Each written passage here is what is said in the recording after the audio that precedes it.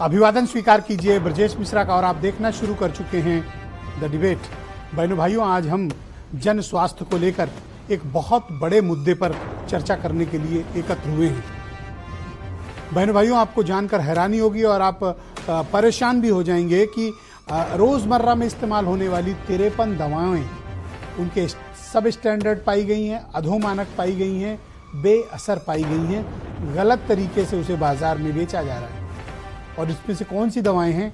इसमें से पैरासीटामोल जैसी भी मेडिसिन है जिसका घर घर इस्तेमाल होता है। ब्लड प्रेशर, शुगर, विटामिन से संबंधित दवाएं, ये सब स्टैंडर्ड बेची जा रही हैं इस देश के भीतर। और अफसोस की बात है कि किसी के खिलाफ अब तक कोई कठोर कार्रवाई नहीं हुई है। जिन 53 दवाओं को सब स्टैंडर्ड भारत सरकार के central drugs standard corporation control organisation ने, CDSCO ने गलत पाया है, उसके बावजूद इनके खिलाफ अब तक कोई कार्रवाई नहीं हुई है। दुनिया के किसी और मुल्क में अगर इस तरह का हुआ होता तो अब तक ये गिरफ्तार करके जेल की सलाखों के भीतर भेज दिए गए। क्या कारण है कि इनके खिलाफ कोई कार्रवाई नहीं हो रही है? क्या ये काकस बहुत बड़ा है? शायद हाँ। आज चर्चा इसी विषय की। बहनों भाइयों, आप सब वो खबर पढ़कर अपने मोबाइल फ़ोन पर या समाचार पत्रों में और या फिर आपने टेलीविज़न पर यह खबर जरूर सुनी होगी, देखी होगी कि भारत सरकार के central drug standard control organisation यानी CDSCO ने 53 दवाओं को अधोमानक पाया है। सब स्टैंडर्ड, घटिया क्वालिटी की और कम असर वाली दवाएं मार्केट में प्रचलित हैं। और इनका आलम यह है कि ये घर घर इस्तेमाल होती हैं। जुखाम में, बुखार में, सिर दर्द में, विटामिन की, ब्लड प्रेशर, शुगर, ये सब की दवाएं सब स्टैंडर्ड है। यही तो कारण है कि आप दवा खाते जा रहे हैं, असर नहीं हो रहा है। आप में से बहुत से लोग इस तरह की समस्या से पीड़ित होंगे कि जिनको ब्लड प्रेशर की प्रॉब्लम है, दवा खाए जा रहे हैं पर वो असर नहीं कर रही है। पता चला कि आपका डोज का जो की क्षमता है वो बढ़ा दी गई। जो 500 मिलीग्राम की थी वो 650 हो गई, लेकिन आपकी समस्या का समाधान नहीं हो रहा है। जो 10 mg की खाते थे ब्लड प्रेशर के मरीज, वो अब 20 खा रहे हैं, उसके बावजूद उन्हें रिलीफ नहीं है। तो आज ये बात पता चल गई कि क्यों। बहनों भाइयों, गोरख धंधा है, महापाप है। भारत के कानून इतने सख्त किए जाने चाहिए कि इन सब के खिलाफ तत्काल कठोरतम कार्रवाई होनी चाहिए। पब्लिक हेल्थ से खिलवाड़, इससे गंभीर कोई बात हो नहीं सकती। नैतिक दृष्टिकोण से यह महापाप है, लेकिन पापियों को यह बात समझ में नहीं आएगी। हमारे कानून में इस तरह की सख्ती की जानी चाहिए कि दवाओं में इस तरह से घालमेल करने वालों के खिलाफ कठोरतम कार्रवाई की जानी चाहिए। इनके भी नाम सार्वजनिक किए जाने चाहिए, इनके मालिकों के और इनके कारनामों के भी। जैसे हम ठेले वालों को ढूंढते हैं, दुकान वालों को ढूंढ रहे हैं, इनका भी तो पता चले कि ये कौन लोग हैं जिन्होंने करोड़ों हिंदुस्तानियों को, गरीब लोगों को लूटा है और लगातार लूट भी रहे हैं। और इस लूट पर सिर्फ रिपोर्ट आ रही है, एक्शन नहीं हो रहा है। ये बहुत तकलीफ की बात है। हर व्यक्ति अपनी गाढ़ी कमाई का, गरीब आदमी, मिडिल क्लास, नौकरी पेशा, स्ट्रीट वेंडर्स, किसान, सबके घरों में लोग, किसी के बुजुर्ग बीमार हैं, कोई खुद बीमार है। बड़ी मुश्किल की कमाई है लोगों की इस वक्त मौजूदा दौर में।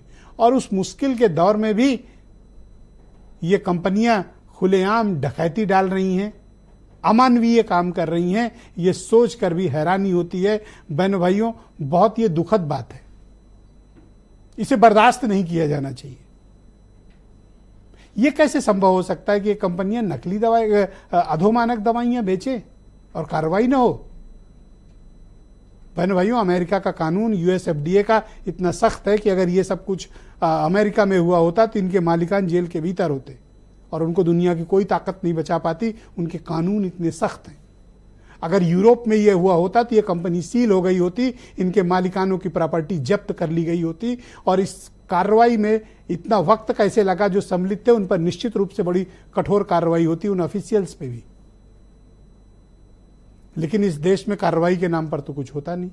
48 घंटे से भारत सरकार के सबसे बड़े ड्रग कंट्रोलर ऑर्गेनाइजेशन की रिपोर्ट है बहनों भाइयों, लेकिन इन पर कार्रवाई नहीं हो रही। किसी राज्य सरकार ने भी इन पर कार्रवाई नहीं की, किसी भी पार्टी की सरकार ने इन पर कार्रवाई नहीं की, कहीं भी FIR नहीं हुई इन पे। तो ये तो आपके मन में प्रश्न होना चाहिए, क्यों नहीं हो रहा? अच्छा चलो, बीजेपी नहीं कर रही तो कांग्रेस क्यों नहीं कर रही है? आम आदमी पार्टी क्यों नहीं कर दे रही है? अदर राज्यों में दूसरों की सरकार है, वो इन पर कार्रवाई क्यों नहीं कर रहे हैं? वो इन पर प्रतिबंध क्यों नहीं लगा रहे? और आप ये जो पैरासीटामॉल, ब्लड शुगर और विटामिन, इन सब की दवाएं बीपी की लेते हैं, बहनों भाइयों, सब अधोमानक है। कार्रवाई इसलिए नहीं होती है, मोटा चंदा देते हैं ये पॉलिटिकल पार्टीज को, थोड़ा मोड़ा नहीं, करोड़ों में देते हैं। पोस्ट कोविड के बाद का जो बहनों भाइयों दौर चल रहा है, दवाओं के दाम 3 गुना बढ़ चुके हैं। आप जो 2020-19 में दवाएं लेते थे, आज उसकी कीमत 3 गुना है। सब्जी की कीमत पर आप हाहाकार मचाते हैं, दाल की कीमत पर आप रोना पीटना मचाते हैं, पर दवाओं के दाम 3 गुना बढ़े, आपको होश नहीं है। और उस पर भी सब स्टैंडर्ड दवाएं। क्या ये गंभीर बात नहीं है?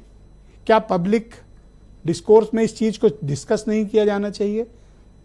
जन स्वास्थ्य, जिसपे अकेले मैं उत्तर प्रदेश की बात करूं, 20,000 करोड़ का बजट है, 20,000 करोड़ उत्तर प्रदेश का बजट। भारत सरकार का बहुत बड़ा बजट है। इस देश में लाखों करोड़ रुपया पब्लिक हेल्थ पे खर्च किए जा रहे हैं, लेकिन ये बेईमान कंपनियां लोगों को लूट रही हैं, गरीबों का खून चूस रही हैं, और हम ऐसा होते देख रहे हैं। चिंता इस बात की होनी चाहिए, इन पर कठोरतम कार्रवाई होनी चाहिए। मैं इस डिबेट में इस बात की प्रस्तावना रखता हूं। बहनों भाइयों, आज की परिचर्चा को शुरू करते हैं। पहले आप कुछ स्टेटमेंट सुन लें। भाजपा सरकार कोई ऐसा चंदा लेकर सरकारें नहीं चलती है। ये सरकार सबको न्याय दे रही है, सबको विकास दे रही है। और रही बात दवाइयों की, तो जो दवाइयाँ गलत हैं उनकी बाकायदे सूची आ रही है। निश्चित तौर से सरकार को इस पे कड़ी कार्रवाई करनी चाहिए, और जो लोग इसमें शामिल हैं, जो फैक्ट्रियां हैं, जो सरकार के लोग उसमें शामिल हैं, मुझे तो जहां तक जानकारी आ रही है कि इसमें बहुत बड़े स्तर के लोग शामिल हैं, सभी लोगों पर कार्रवाई करनी चाहिए, तभी सामने चीजें सामने आ पाएंगी। उन सब कंपनियों के मालिकों ने भारतीय जनता पार्टी को इलेक्टोरल बॉन्ड दिए और भारी रकम भाजपा ने ली, और उसके बाद जो नकली मिलावटी दवाएं लोगों को दी जा रही थी।